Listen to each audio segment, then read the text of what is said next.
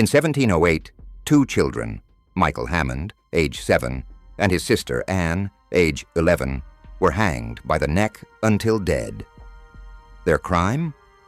Stealing a loaf of bread. You heard that right. This heartbreaking story is enough to send shivers down your spine. In the year 1709, England was a country divided, not just by class, but by survival. The early 18th century was marked by harsh winters, failed crops, and deep-rooted poverty. The divide between the wealthy elite and the struggling poor was not just wide, it was dangerous. This was the era of the Bloody Code, a legal system so severe that over 200 crimes were punishable by death. And they weren't just crimes of violence or murder. Michael Hammond was just 7 years old. His sister Anne was believed to be around 11. The Hammonds lived in the coastal town of King's Lynn in Norfolk, England, a port town that, while bustling with trade and industry, was also filled with hardship for the poor.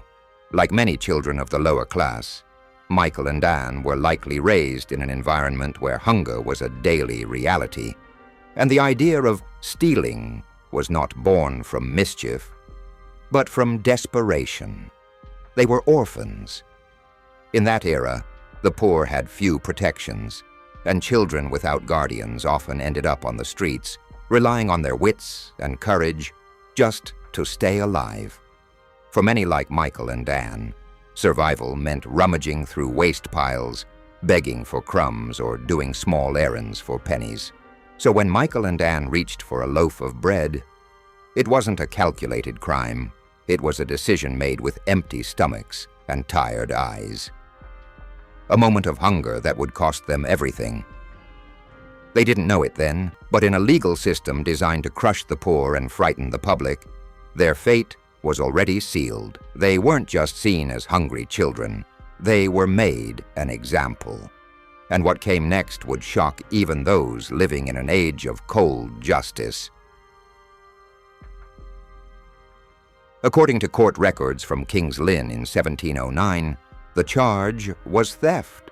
The details are minimal, as was often the case for the poor. But one fact stands clear. The Hammond children were accused of stealing a loaf of bread from a local bakery.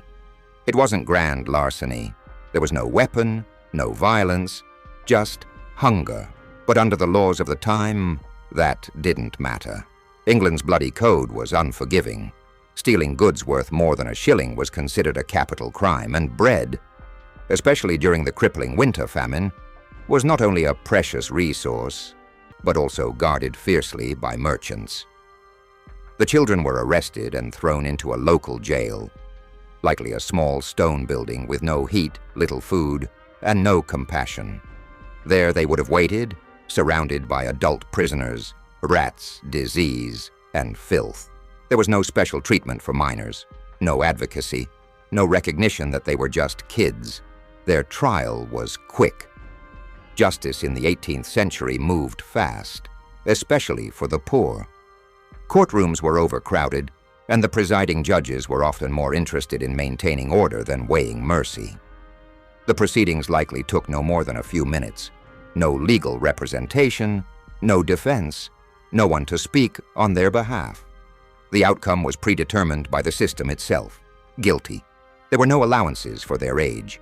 The crime was theft, and the punishment was death. The morning of the execution in 1709 was cold, unforgiving, and eerily quiet. Michael Hammond, only 7 years old, and his sister Anne, around 11, were led from their prison cell, small, dirty, and likely reeking of rotten despair, toward their final destination. The gallows. For adults, this was already terrifying. For two children, it was unimaginable. There were no small-size nooses, no separate gallows for the young. The state treated them as it would any hardened criminal. Their crime, stealing bread, was simple, but the message had to be loud and brutal. They were about to be turned into a public warning, a display of law's iron grip, even on the most innocent. In 18th century England, executions were not private affairs. They were spectacles, announced days in advance. Crowds gathered not just from nearby towns, but from miles around, eager to witness death as if it were theater. Some came for justice, others came for entertainment. Children were there too, ironically, being shown what fate awaited those who crossed the law. And so among jeers, murmurs, or maybe stunned silence, Michael and Anne stood before the gallows. Too young to truly understand what was happening, too small for the ropes that would soon claim their lives. Some accounts suggest they had to be lifted or stood on boxes just to reach the noose. There were no appeals, no last-minute pardons, no hesitation. The hangman did his job, and the two children, whose only crime was trying to eat, were hanged until dead. The crowd watched. Some wept, some cheered, but none could deny the horror of what they had witnessed. A boy who hadn't yet lost his baby teeth. A girl who may have still played with scraps of cloth as dolls. Their short lives ended not in comfort or forgiveness, but under the full weight of a system that saw no value in their innocence. Their bodies may have been left hanging for hours, as was common then, to reinforce the law's message. This is what happens when you steal. Even if you're a child, even if you're starving, even if all you wanted was bread. The execution of Michael and Anne Hammond wasn't just an act of punishment. It was a reflection of a world where poverty was treated as a crime and compassion was buried beneath fear. Two children were erased that day, not by illness or accident, but by a system that believed law mattered more than life. The execution of Michael and Anne Hammond did not fade quietly into history. Even in an era where public hangings were common and the poor were routinely punished for minor crimes, something about this case unsettled people. Word of two small children, hanged for the theft of a single loaf of bread, spread far beyond the streets of King's Lynn. It reached towns, cities, and eventually entered national conversations about the cruelty of England's justice system. For many, this was the moment the bloody code bared its true face.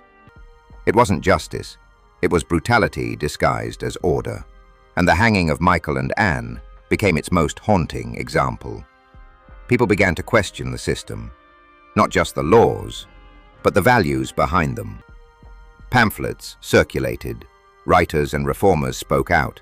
Was the law truly just if it allowed the state to murder children for being hungry?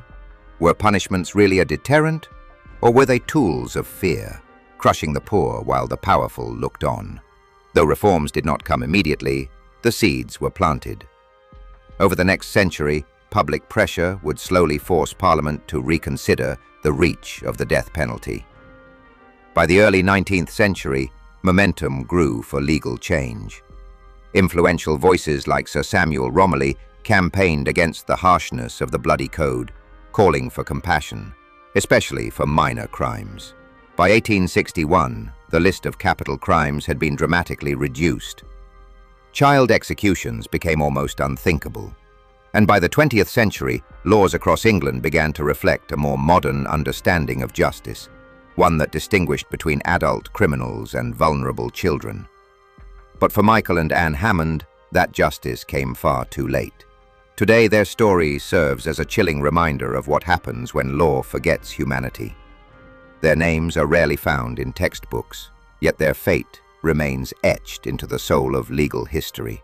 They represent not just a past mistake, but a warning. A warning of what can happen when society values rules over mercy, when poverty is punished instead of understood, when the smallest hands are treated with the harshest judgment. Two children, a loaf of bread, a justice system that failed them, and a legacy that still asks, how did we let this happen? To us today, it sounds unthinkable. But in 1709, the system wasn't built on compassion. It was built on fear. Fear of chaos, fear of rebellion, and most of all, fear of the growing poor. England at the time was facing deep economic distress. The gap between the wealthy and the poor was enormous. The ruling elite believed that order could only be maintained through strict, merciless laws. And so, they created the Bloody Code, a legal system where over 200 offenses, even petty theft, were punishable by death. In their eyes, showing leniency, even to children, was dangerous. It might encourage more theft, more defiance, more unrest. So instead, they turned children into warnings. Michael and Anne Hammond weren't executed because they posed a threat. They were executed to send a message that poverty would not be tolerated, that the law had no age and no mercy. The state believed that by making examples of the poor, by hanging them in public squares, they could scare others into submission. But what they failed to see was the cost, not just in lives lost, but in humanity erased. It wasn't justice, it was control. The real crime wasn't committed by Michael or Anne. It was committed by a system so blinded by fear and power that it chose violence over understanding. It chose death over empathy, and in doing so, it lost something far greater than control. It lost its soul. Their story forces us to ask the most painful question of all. Was protecting the law ever worth the life of a child?